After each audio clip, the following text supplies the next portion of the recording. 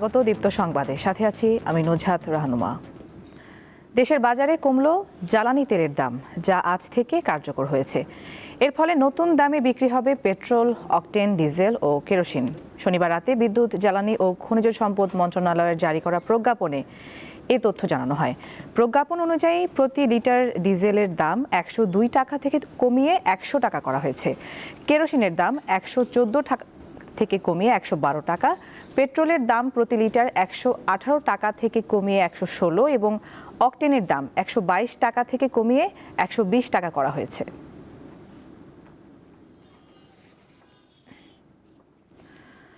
আজ থেকে পর্যটকদের জন্য বন্ধ হলো প্রবাল দ্বীপ সেন্ট মার্টিন। এখন থেকে কক্সবাজার সেন্ট মার্টিন নৌপথে কোনো পর্যটকবাহী জাহাজ চলাচল করবে না। পর্যটকদের প্রবাল দ্বীপ ভ্রমণের জন্য আগামী পর্যটন মৌসুম পর্যন্ত অপেক্ষা করতে হবে। সেন্ট মার্টিনের পরিবেশ প্রতিবেশ ও জীববৈচিত্র্য সুরক্ষায় দেশের সর্বদক্ষিণের এই দ্বীপটিতে 2023 সাল থেকে পর্যটক ভ্রমণে বিধিনিষেধ আরোপ করে সরকার।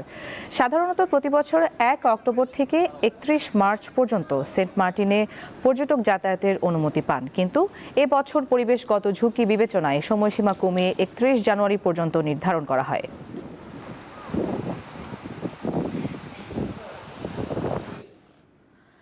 আসন্ন ত্রয়োদশ জাতীয় সংসদ নির্বাচনী প্রচারণায় আজ শেরপুর যাচ্ছেন জামায়াতে ইসলামীর আমির ডাক্তার শফিকুর রহমান।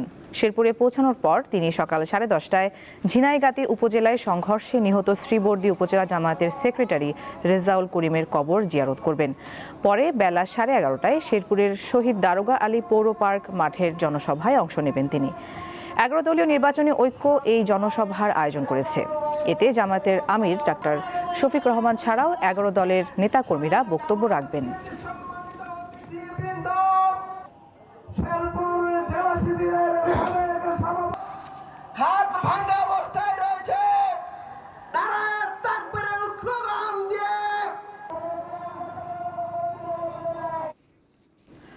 জামায়াতে ইসলামীর জনসভার আরও খবর জানাতে শেরপুর থেকে যুক্ত আছেন আমাদের সহকর্মী মঞ্জুরুল আহসান। তার কাছ থেকে বিস্তারিত জানব।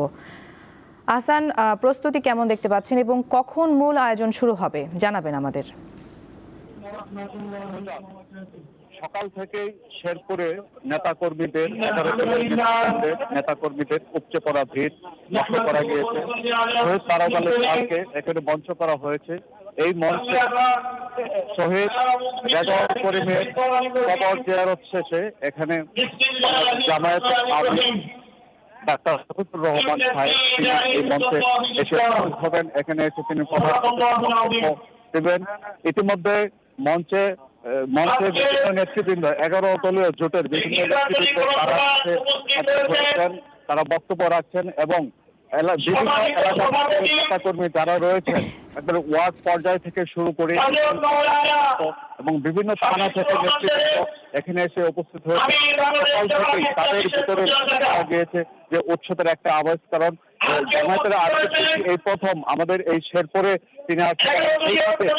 এখানে যারা আইন শৃঙ্খলা রক্ষাকারী বাহিনী আছেন, বিশেষ র্যাব, বিজিবি, পুলিশ সহ বাহিনীর কঠোর নিরাপত্তার মধ্যে রয়েছেন এবং এখানে যারা উপস্থিত হয়েছেন, যারা বক্তব্য রাখছেন, এখন পর্যন্ত আমাদের পৌঁছান নাই। তবে তিনি পৌঁছান প্রথমেই তিনি পরিবারের সাথে সাক্ষাৎ করবেন এবং সে সাথে রেজাউল করিমের কবর জিয়ারত শেষেই এই মঞ্চে এসে বক্তব্য রাখবেন। এখানে নেতা কর্মীরা, যেটা আমি জানতে পারছি, অনেক নেতা কর্মীর সাথে কথা বলেছি এবং তারা যে ইনসাফের প্রতীক, ন্যায়ের প্রতীক, এই দাঁড়িপাল্লা প্রতীক, এটা আমাদের এই শেরপুরের 3টি আসনে যাতে তারা জয়লাভ করতে পারে, এই সুবাদেই তারা নেতা কর্মীদের জামায়াতের আমির বক্তব্য দেবেন। কিছুক্ষণ পরেই আমার জামাতের আমির কবর জিয়ারত শেষে এখনো কবর জিয়ারত শেষেই এই জনসভা এই জনসভা, এটা ছিল আমার সর্বশেষ খবর।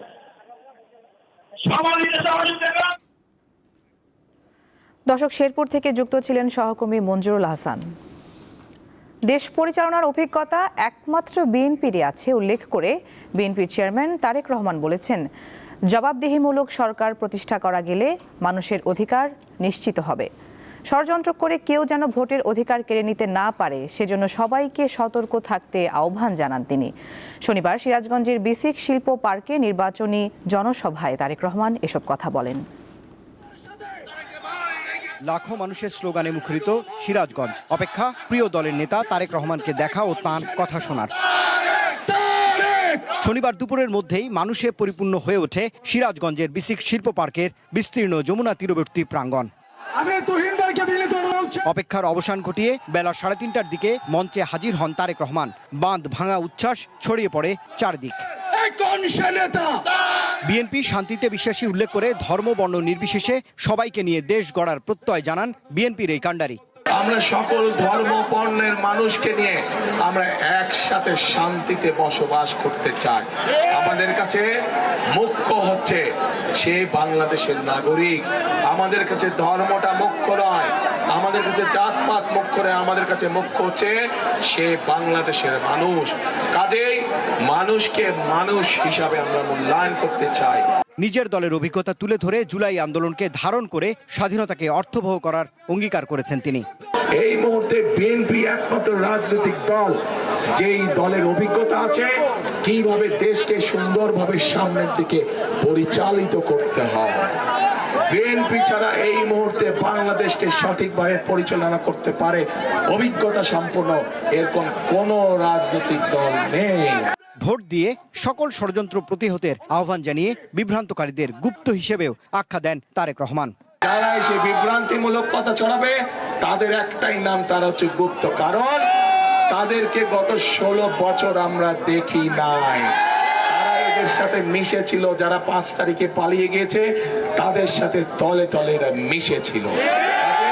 বিএনপি সরকারে গেলে জনগণের রাজনৈতিক অধিকার প্রতিষ্ঠার শপথ নেন তারেক রহমান। তার উপরে ভরসা করে। রুবায়েত হাসান, দীপ্ত সংবাদ, সিরাজগঞ্জ। শুরু হলো ভাষার মাস ফেব্রুয়ারি। 1952 সালের এই মাসে রাষ্ট্রভাষা বাংলার দাবিতে ঢাকার রাজপথে জীবন দিয়ে বাঙালি তার ভাষাভিত্তিক পরিচয় অর্জন করে। পাকিস্তান সৃষ্টির পরপরই এদেশে বাঙালিরা তার ভাষাভিত্তিক পরিচয়ের দাবিতে সোচ্চার হয়। এই দাবিতে 1952 সালের 21শে ফেব্রুয়ারি ঢাকার রাজপথে আন্দোলনের সময় পুলিশের গুলিতে শহীদ হন সালাম, জব্বার, বরকত, রফিক, শফিউর সহ কয়েকজন। এর মাধ্যমে অর্জিত হয় বাংলা ভাষার রাষ্ট্রীয় স্বীকৃতি। পরবর্তীতে 21শে ফেব্রুয়ারি আন্তর্জাতিক মাতৃভাষা দিবসের মর্যাদা পায়।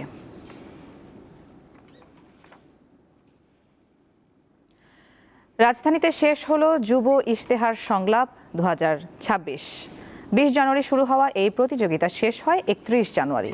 ছাত্র ও যুব সমাজকে ভবিষ্যৎ নেতৃত্বের জন্য প্রস্তুত করতে মুক্তি ফোরাম এর আয়োজন করে। মুক্তি ফোরামের পক্ষ থেকে জানানো হয়, বাংলাদেশে দীর্ঘদিন ধরে কর্তৃত্ববাদী শাসন, দুর্নীতি ও মত প্রকাশে দমন চলেছে। এই প্রেক্ষাপটে যুব ইশতেহার সংলাপ একটি উদার, বহুত্ববাদী ও জনবান্ধব সমাজ গঠনের পথে গুরুত্বপূর্ণ পদক্ষেপ। 2টি রাউন্ডে এই সংলাপ প্রতিযোগিতা হয়।